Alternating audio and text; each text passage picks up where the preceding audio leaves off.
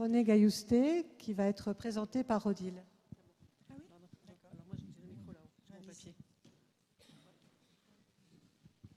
papier. Je suis très heureuse de parler de René Gailloustet parce que ça faisait longtemps que je ne l'avais jamais rencontrée et ça faisait longtemps que je rêvais de la rencontrer. Donc cet été avec Catherine, nous sommes allés la voir et nous l'avons convaincue de venir ici ce soir parce que j'ai toujours admiré le travail qu'elle avait fait. Alors j'ai un texte à vous lire pour présenter René, mais je voulais dire ça parce que j'ai découvert son travail en allant la voir chez elle dans son architecture.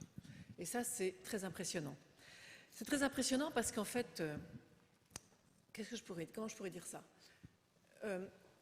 En partant de cette maison, de cet appartement et de cet immeuble à Ivry, j'ai compris la différence que l'on faisait entre les hommes et les femmes en architecture d'une certaine façon. Je vais essayer de la résumer de façon caricaturale, je sais, mais quand même. Parce qu'il y avait côte à côte, dans ce quartier, des immeubles de Jean Renaudy et des immeubles de René Gailloustet. Les immeubles de Jean Renaudy sont des immeubles qui, visuellement, de l'extérieur, sont extrêmement forts, extrêmement importants, extrêmement présents. Et chez René Gailloustet, on est très bien à l'intérieur. Donc je me suis dit que la grande différence, elle était peut-être là. C'est qu'en fait, chez René Gailloustet, on est très bien. Peut-être que chez Jean Renaudy, on était très bien aussi.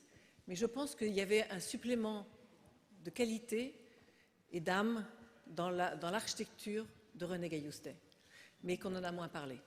Donc c'est pour ça que je suis très heureuse aujourd'hui de parler d'elle. C'est une architecte qui est née à Oran le 15 septembre 1929. Elle est connue donc pour ses réalisations en matière de logement social en banlieue parisienne, principalement.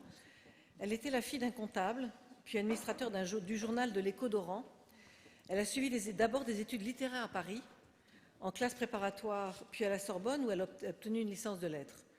Militante aux jeunesses communistes à l'université, c'est par goût pour la politique qu'elle a décidé de bifurquer vers l'architecture. Elle entre alors, à la fin de l'année 1952, aux Beaux-Arts, dans l'atelier de Marcel Lodz, André Herman et Henri Treslini, qui était le seul à l'époque aux Beaux-Arts qui acceptait les femmes. Elle y a fait la rencontre de Jean Renaudy, avec qui elle entame une relation qui durera jusqu'en 68 et dont elle a eu 2 filles. Elle est diplômée en 61 sur un projet de tour de logement en semi-duplex. Et à partir de là, elle est une des rares architectes à s'intéresser aux problématiques du logement social. Et elle entre à la sortie de l'école des Beaux-Arts dans l'agence de Roland de Brûle en 62 et se voit confier le projet de rénovation d'Ivry-sur-Seine. Elle en devient l'architecte de la ville en chef en 69. Et c'est dans ce cadre qu'elle a invité Jean Renaudy à réfléchir avec elle sur le plan masse de la rénovation urbaine. Elle fonde sa propre agence en 1964 et collabore avec de nombreuses municipalités communistes de proches banlieues parisiennes, ainsi qu'elle travaille à La Réunion. Elle est nommée architecte conseil de l'État pour le département de la Nièvre. Elle enseigne à l'école spéciale d'architecture de 73 à 75. Donc les projets présentés de René Gailloustet sont 140 logements et des locaux d'activité à Ivry. Sont 155 logements et 3 ateliers d'artistes, supermarchés, commerces, stations-service également à Ivry, je pense. 79 logements en duplex, foyer de jeunes, crèche, 60 berceaux, bibliothèque enfantine, centre de médecine psychopédagogique, centre médical, atelier collectif, tout ça en même temps à Ivry. Et enfin, des logements toujours à Ivry. Voilà. J'ai l'immense honneur donc, de vous remettre la mention spéciale dans cette catégorie des femmes architectes. Chère René Gailloustet, voilà, donc en tant qu'étudiante en architecture, vous m'aviez inspirée. Donc je suis très disons, intimidée et honorée de vous remettre ce prix. C'est moi qui vais vous remettre.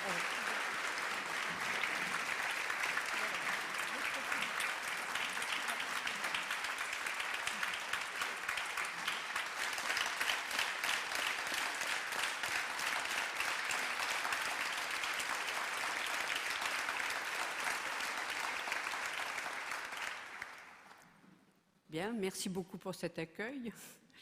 Je ne sais pas si c'est très mérité, mais bon, c'est quand même très très gentil. Voilà. Bon, moi, ce que je voudrais dire, c'est que je n'ai jamais ressenti de problème particulier dans mon activité autour de moi.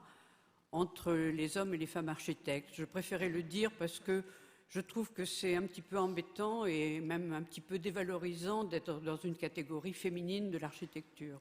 Je crois que les femmes ont les moyens de faire exactement...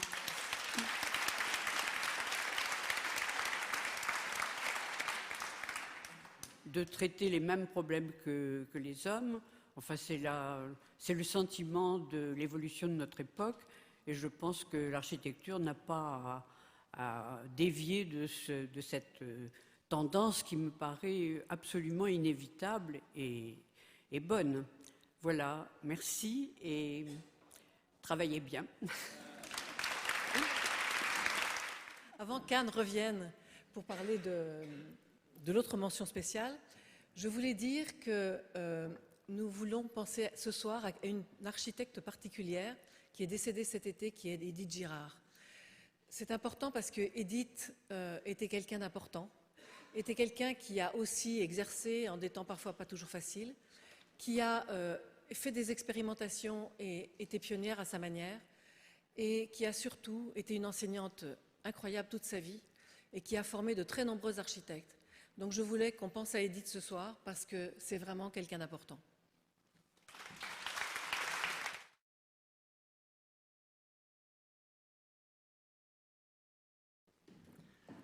Donc, je suis très contente de pouvoir remettre à Christiane Schmuckmüller en fait, ce prix spécial en fait, qui couronne un parcours vraiment atypique.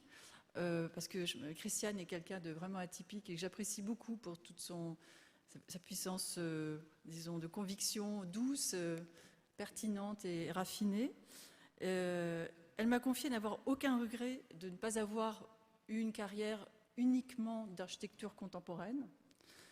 À travers en fait ses interventions historiques, ce qu'elle cherche à faire, c'est toujours avoir une façon de justement trouver à travers l'histoire les moyens de faire l'histoire d'hier et l'histoire de demain, ce qui crée une tension, je pense, extrêmement intéressante de cette façon d'intervenir dans des bâtiments existants.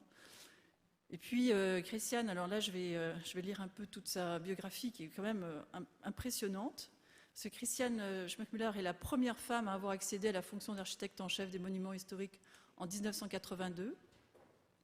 Elle est chargée du Val-de-Marne et de la cathédrale de Strasbourg, ainsi que de l'œuvre de Notre-Dame. Elle est architecte des PLG en 70, urbaniste diplômée de l'Université de Munich en 77, architecte du patrimoine diplômée de l'école de Chaillot en 79.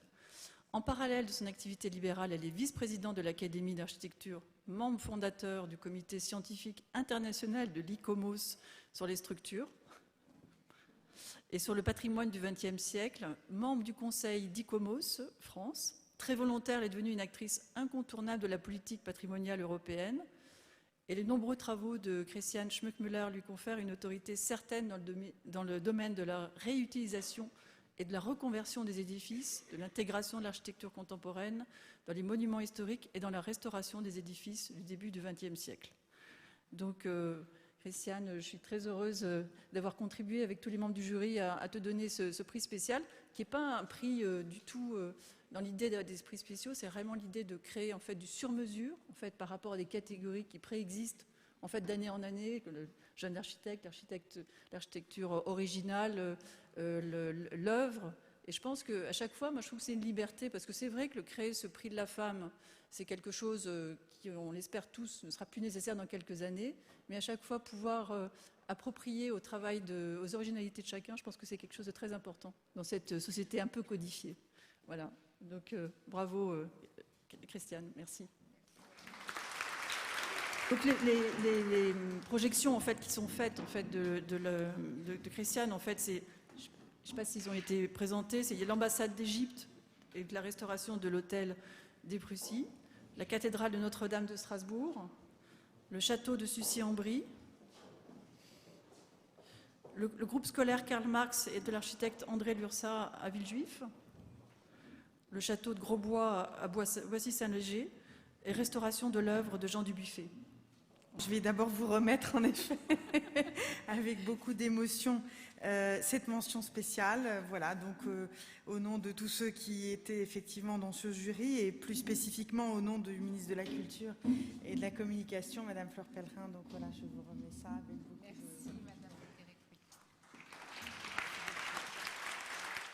Merci beaucoup, beaucoup à toute l'équipe de l'ARVA et puis à Anne qui a si bien parlé de moi parce que j'ai beaucoup d'admiration pour elle et je crois que c'est réciproque. Et je suis toujours étonnée quand on remarque mon travail parce que j'ai l'impression de mener ma carrière tranquillement mais avec ténacité dans mon domaine très, très précis et peut-être un peu privilégié. Je crois que j'ai toujours eu l'impression d'agir comme un interprète, comme un musicien, un peu comme Jaroussky quand il est enthousiasmé par Vivaldi et que sa musique sacrée nous fait rêver et nous fait redécouvrir des œuvres du passé. Moi, je crois qu'on a un travail énorme à faire pour conserver ces œuvres du passé parce qu'elles permettent de